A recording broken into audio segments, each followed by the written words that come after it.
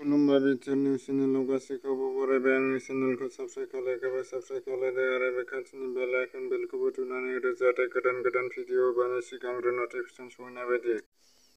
मैया 1 नं थुक्राझार गामि इउपिपिएल राजखान्थि हान्जानि आइजो गांखंनि आफादगिरि बिना गयारिया नुजाथि हैनाय खौरांगिरिनि सिगाङाव फोरमायदि दायनिगिरिखौ फासि होनांगौ नरेन्द्र मदिनिसिम खावलायदों। आइजोनि रैखाथिनि आयेनखौ गोख्रोङै बाहायनो खावलायदों। समाजाव आइजो माहारिया हौवाफोरबायदि गसंथानो खाबु मोननांगौ बे बाथ्राखौ बुंदों। आइजो माहारिखौ माखासे नासयनायनिफ्राय उदां खालामनो थाखाय बिथाङा खौरांगिरिफोरनि बाथ्रानि सिगाङाव बुंनानै होयो।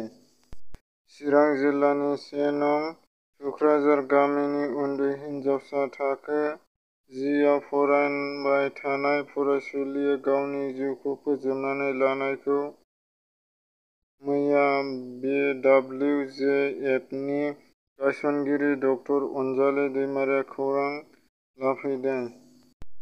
मानास नेसनेल पार्कनि बासबारि रेन्ज मावख'नि सिङाव थानाय मानलि जायगायाव हाग्रानि मानै गान्दा गावजों गाव एरायलायनानै मासे गान्दाया गावखौ फोथैनानै लायो एबा मासे गान्दानि जिउ।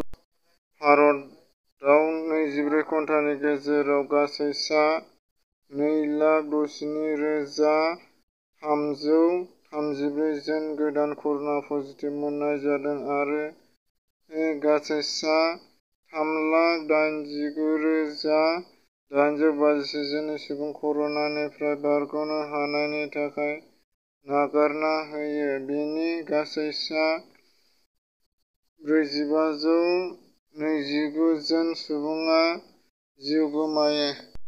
चिरां जिल्लानि सिङाव थानाय थुस्रागाव गंसे उन्दै हिनजावसाया गावखौ फोथैलानायनि उनाव दाखालै जाथायनि गुबै दायनिगिरि प्रबिन नार्जारिखौ पुलिसआ खाबाय।